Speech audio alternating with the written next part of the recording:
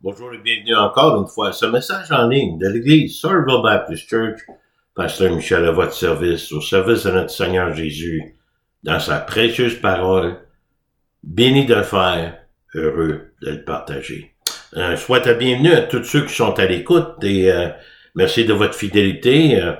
On est un peu coupé à toutes les 2 semaines, il n'y a pas de message, mais il y a beaucoup d'événements qui se passent ici à l'Église, on est bien contents.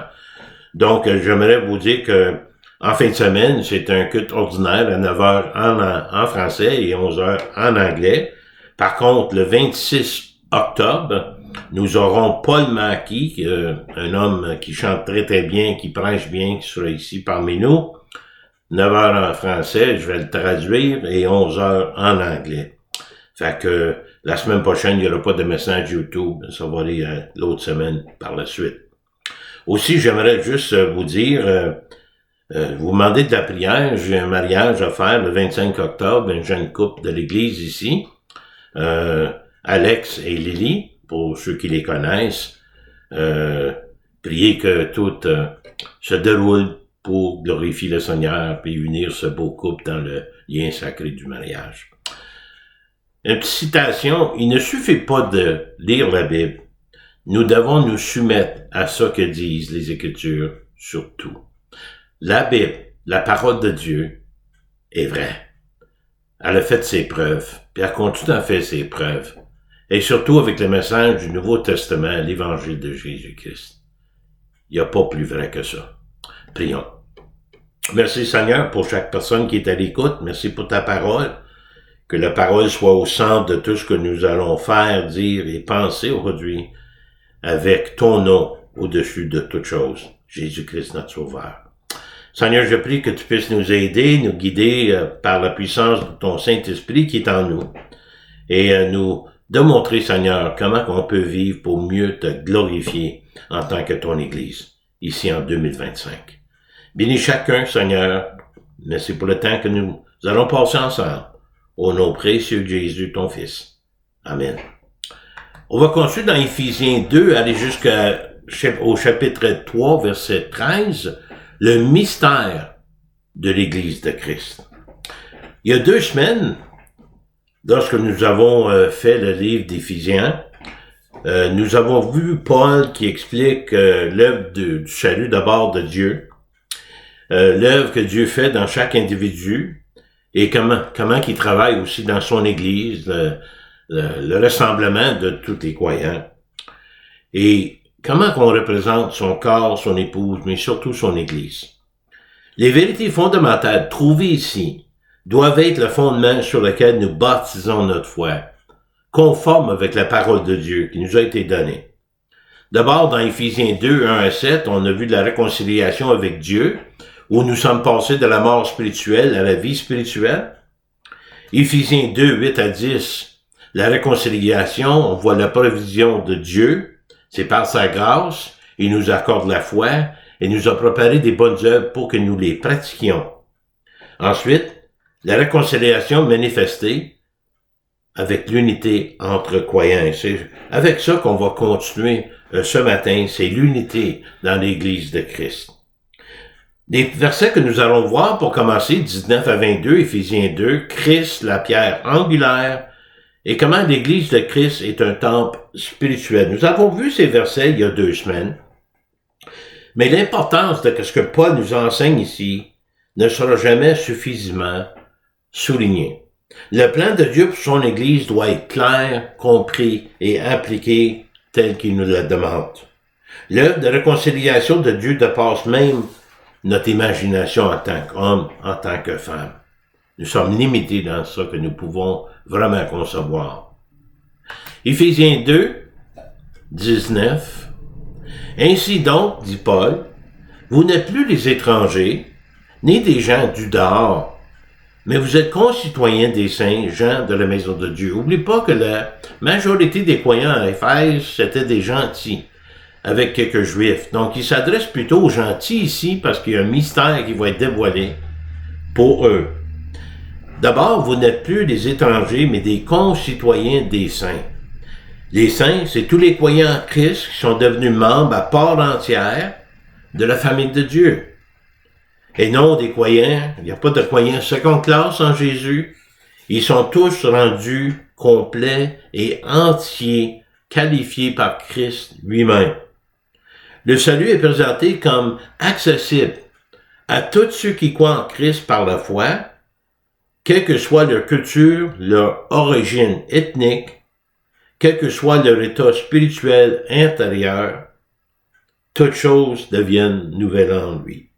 Basé sur la parole de Dieu, à travers les différents messagers de Dieu, d'abord au verset 20, vous avez été édifiés sur le fondement des apôtres et des prophètes. Jésus-Christ lui-même étant la pierre angulaire. Le fondement, la fondation de la foi de l'Église de Christ spirituelle a été posée par les prophètes et les apôtres. À travers la révélation de Dieu confirmée dans le Nouveau Testament, mandatée par Christ lui-même. Personne ne doit tenter de poser un autre fondement, sinon ils seront condamnés par Dieu. Christ, la pierre angulaire, désigne une pierre de liaison qui maintient l'ensemble de la structure, souvent identifiée avec une inscription identifiant le bâtiment. Dans la Bible, la pierre angulaire était la pierre principale, soigneusement posée à l'angle d'un bâtiment, qui servait de fondation principale et de guide pour toute la construction ultérieure. Ici, la pierre est Jésus-Christ, la pierre fondamentale sur laquelle l'Église et la vie des croyants sont construites, fournissant force, stabilité, et qui représente une norme de vérité et de justice. Car nous sommes ouvriers dans 1 Corinthiens 3:9 avec Dieu. Vous êtes le champ de Dieu, l'édifice de Dieu. Nous sommes collaborateurs engagés pour Christ, avec Christ, de partager l'œuvre qui nous est confiée. Chaque ouvrier est important et tous les ouvriers sont nécessaires. D'abord, il donne une illustration agricole. Vous êtes le champ de Dieu. La semence, l'arrosage, en attendant la croissance et la récolte. Mais il parle aussi en utilisant une illustration de construction. Vous êtes l'édifice de Dieu. Avec l'édification mutuelle en Christ, en cherchant de la stabilité, de la durabilité, nous sommes montés comme des pierres vivantes. Et regardez au verset 10, 1 Corinthiens 3:10, Paul dit ceci, « Selon la grâce de Dieu qui m'a été donnée, j'ai posé le fondement comme un sage architecte, j'ai suivi le plan.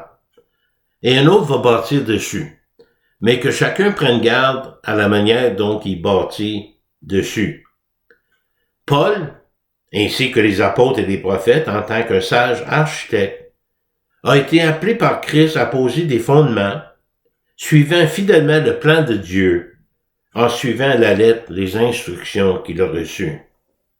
Il dit clairement, car personne ne peut poser un autre fondement que celui qui a été posé, savoir Jésus-Christ. Donc Paul est en train de dire, l'Église de Christ est fondée par des prophètes, par les messagers de Dieu, les apôtres, qui ont mis la fondation est Jésus-Christ. Et c'est sur ça qu'il faut construire. Paul a posé des fondements avec d'autres, en enseignant le Christ et non lui-même. Lorsque Paul a fondé les églises en Christ, il voulait être assuré que l'évangile de Christ serait maintenu et préservé, intact. Il a même mis en garde contre toute modification du message de l'évangile de Christ. Donc, Christ, le pierre angulaire, assure un bâtiment solide. En lui, Christ, tout l'édifice bien coordonné, s'élève pour être un temple saint dans le Seigneur. En lui, vous êtes aussi édifiés pour être une habitation de Dieu en esprit. L'esprit vient vivre en nous. L'édifice tout entier, tous les croyants, deviennent l'Église qui est un temple spirituel, saint et consacré à Dieu. Nous y servons comme prêtres, offrant à Dieu les sacrifices spirituels de nos lèvres et de notre cœur, nos louanges. Hébreux 13:15. Ce n'est plus par des sacrifices d'animaux comme autrefois. D'abord, nous ne connaissions pas l'ancienne alliance, mais nous sommes maintenant dans la nouvelle. D'avoir Christ comme Seigneur et Sauveur a changé notre statut spirituel. Auparavant, nous étions sans Dieu, mais maintenant, nous avons reçu la révélation de Dieu par son Fils Jésus-Christ, ainsi que des responsabilités de s'engager. Et cela devrait nous motiver en Christ. Chaque croyant est appelé à être un membre actif et vivant de l'Église de Christ, au sein d'un groupe local de croyants, établissant ainsi l'Église de Christ dans le monde entier.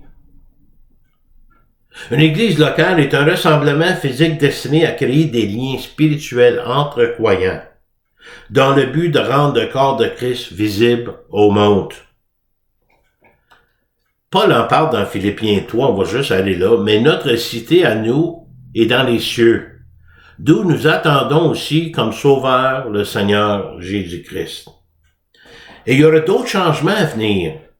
L'œuvre continuelle de Dieu en nous, qui transformera notre corps, le corps de notre humiliation, en le rendant semblable au corps de sa gloire, par le pouvoir qu'il a de s'ajoutir toutes choses. En attendant notre Sauveur, patiemment, avec anticipation, de notre arrivée dans la véritable demeure avec Christ, où nos noms ont été enregistrés en tant que résidents légitimes et permanents. Votre nom est déjà là. Il va prendre nos corps humbles et faibles, défaillants, qui seront transformés, rendus nouveaux et glorieux, des corps glorieux, rendus conformes au corps ressuscité et glorieux du Christ. Il va se soumettre toutes choses à lui-même. Les croyants recevront un corps nouveau et glorieux, conçu et créé pour le ciel. Et Dieu arrange toutes choses selon son plan magistral, sous sa puissance et son contrôle. C'est merveilleux. Christ, donc, est la pierre angulaire. L'Église de Christ est un temple spirituel. Maintenant, au chapitre 3, Paul continue d'expliquer l'importance de l'unité dans l'Église. L'Église de Christ, qui n'existait pas avant la venue de Christ, est désormais composée de tous les croyants, de tout arrière-plan ethnique. Les peuples de toutes les nations sont désormais inclus dans le plan du salut de Dieu, qui sont cohéritiers avec les Juifs dans le corps de Christ, l'Église. En effet, ceci est un accomplissement de la prophétie. L'inclusion des gentils était préfigurée dans l'Ancien Testament. Dieu parlait de la lumière divine atteindrait des extrémités de la terre et de la bénédiction de toutes les nations par la descendance d'Abraham, de croyance en Christ par la foi. Paul explique maintenant que ce mystère, auparavant caché, est désormais révélé par l'Évangile, rendant le salut accessible à tous ceux qui croient, non pas seulement ceux d'origine juive. L'identité ethnique ne constitue plus une ligne de démarcation pour le peuple de Dieu. C'est la foi en Christ et par la foi pour faire partie de la famille de Dieu.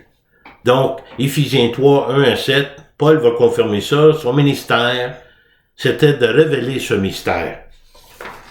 Le ministère de Paul, appelé à partager l'évangile de Christ, en particulier avec les gentils, mais aussi avec les Juifs, a rencontré de la résistance. Regardez au verset 3 jusqu'à quel point, à cause de mon désir de prêcher l'évangile aux gentils, par l'ordre de Christ, à cause de cela, moi, Paul, le prisonnier de Christ pour vous, païens.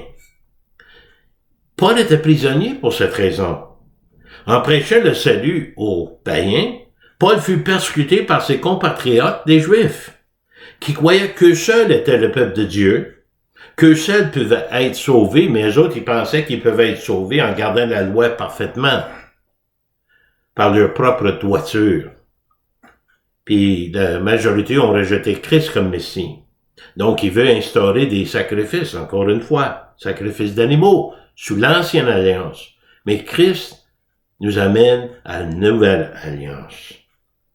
Mais Paul était toujours disposé et prêt à payer le prix de proclamer l'Évangile à qui que ce soit, et qu'en soit le prix.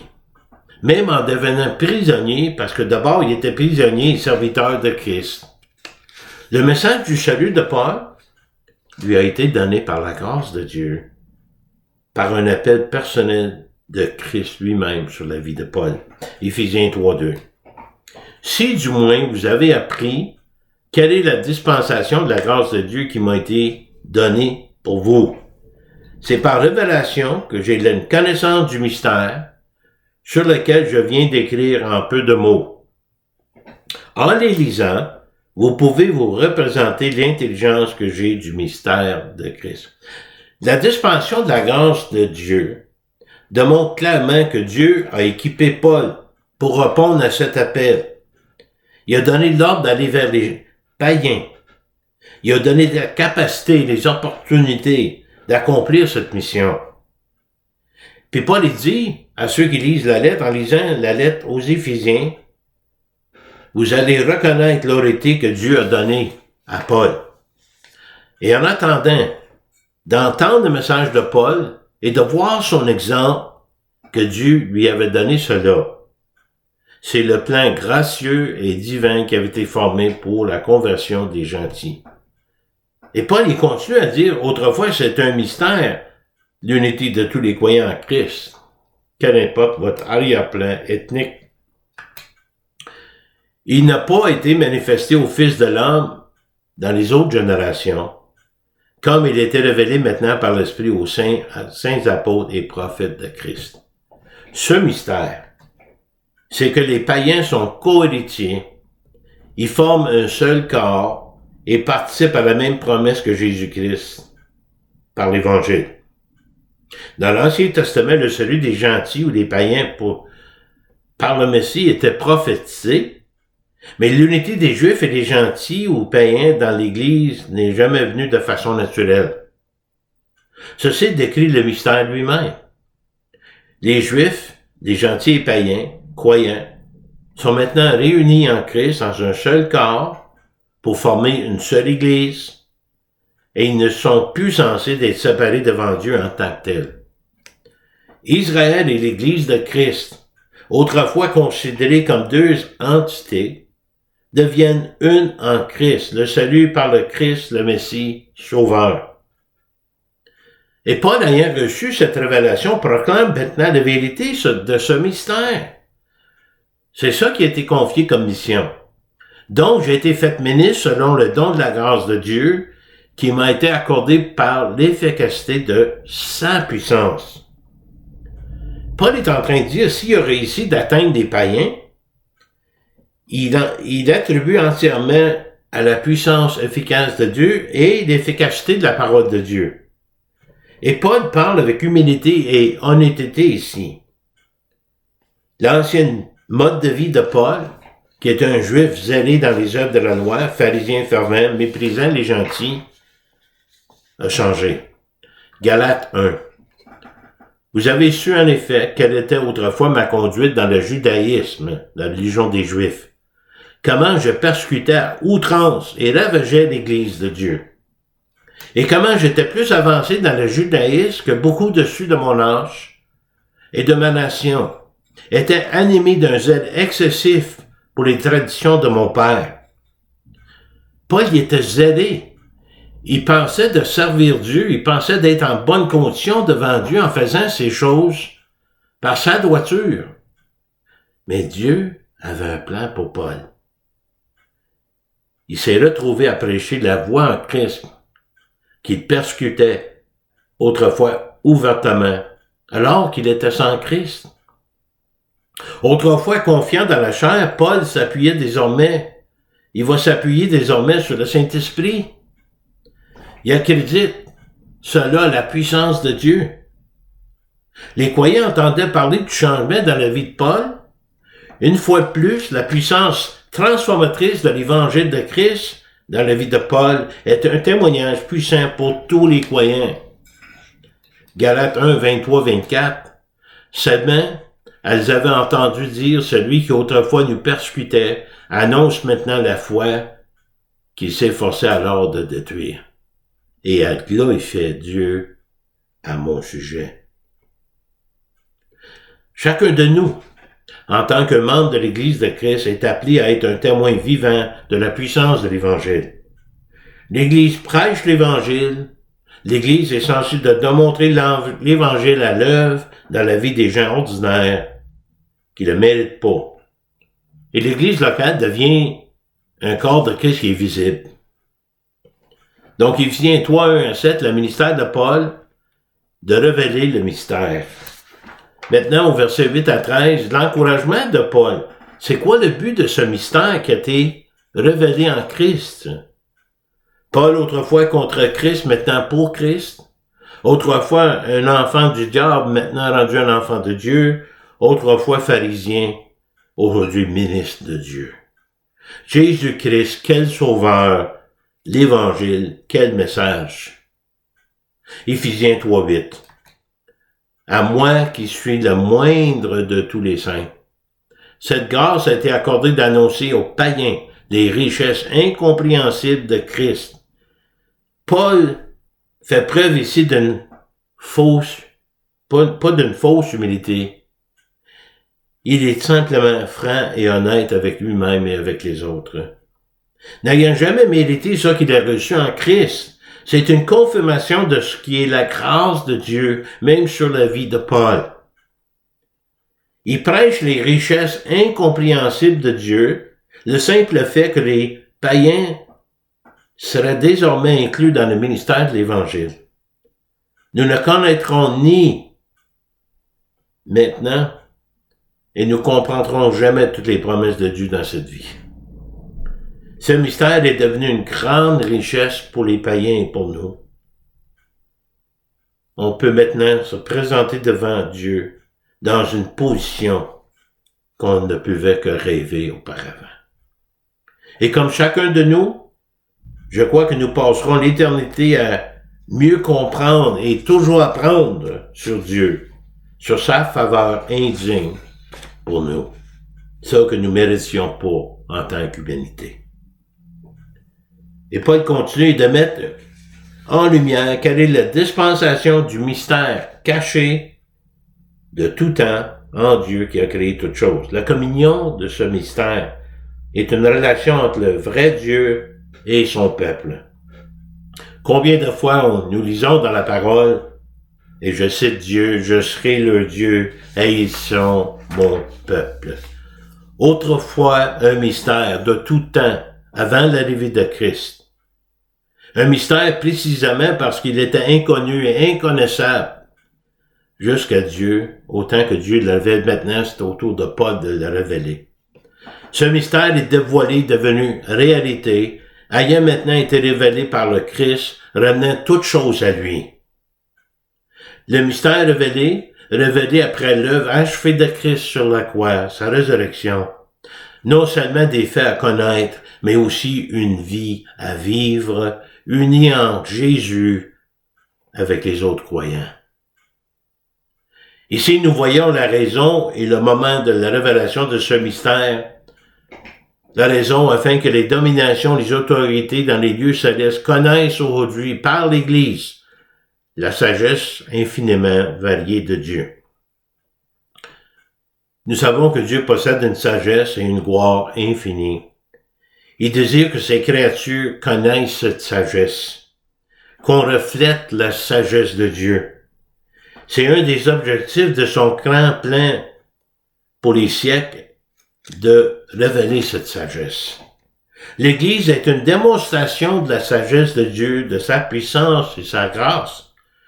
C'est pourquoi la conduite de l'Église est si importante. Il y a des témoins.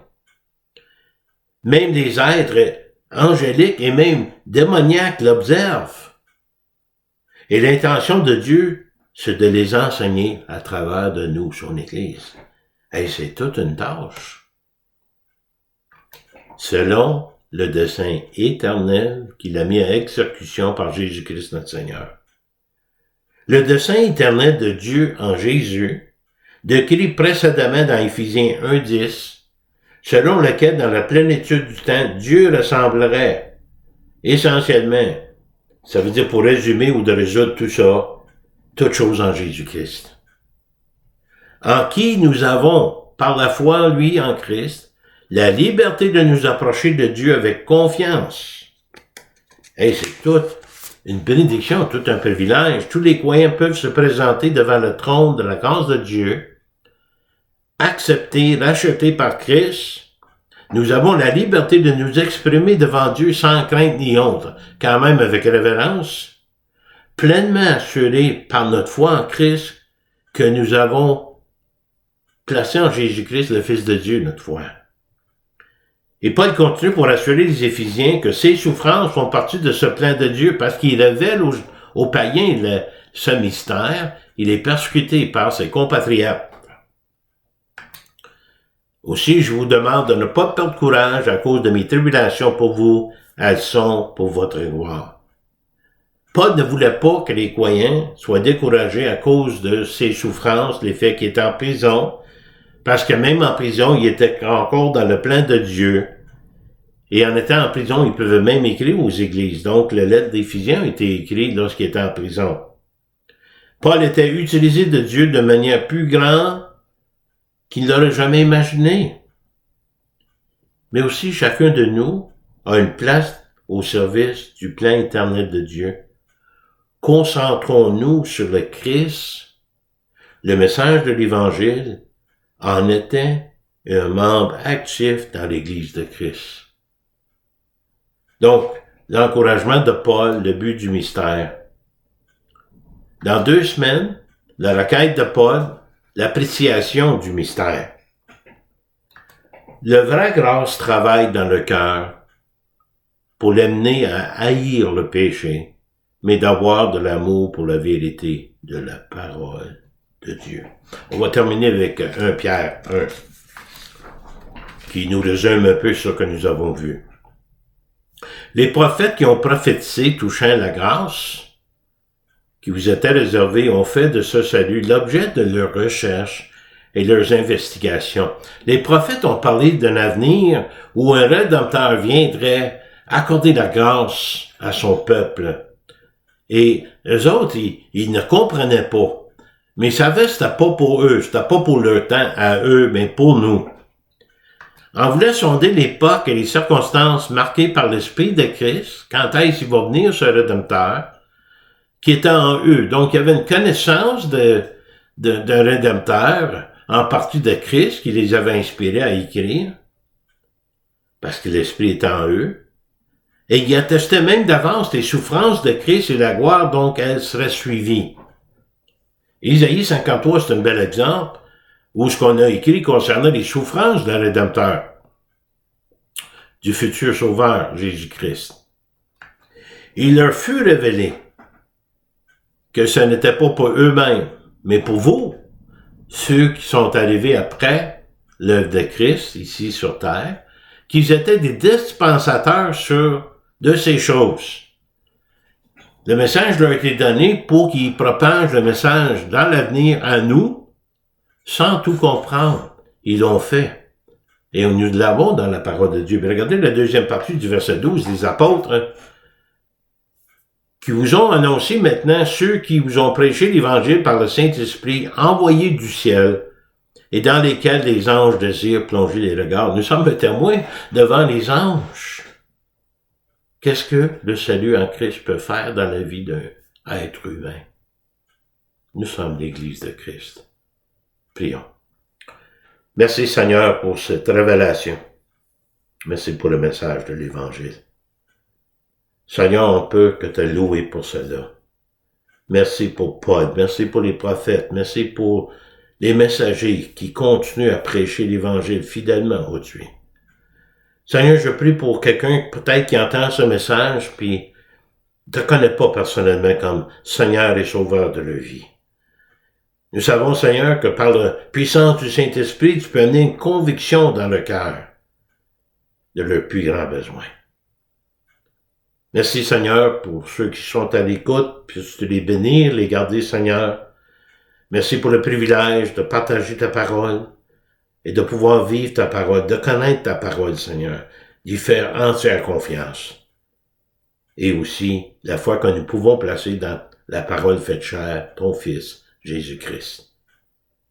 Puisse te bénir chacun, Seigneur. C'est notre prière. Au nom de Jésus. Amen. Vous pouvez me contacter ici à l'église Somerville Baptist Church. Mon téléphone 819-889-2819.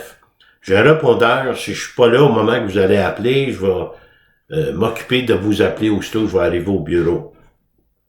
Si vous avez des requêtes de prière, si vous avez des questions, des réponses, des commentaires, suggestions, mon courriel, c'est mihoure@netrevolution.com. N'hésitez pas à me contacter, ça me fera plaisir de jaser avec vous, prendre un temps de prière ensemble.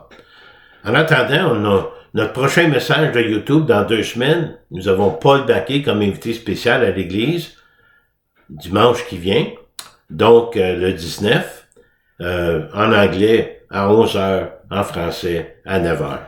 Que Dieu vous bénisse, qui vous garde jusqu'à la prochaine fois. Et merci encore une fois de votre fidélité d'écoute à ces messages.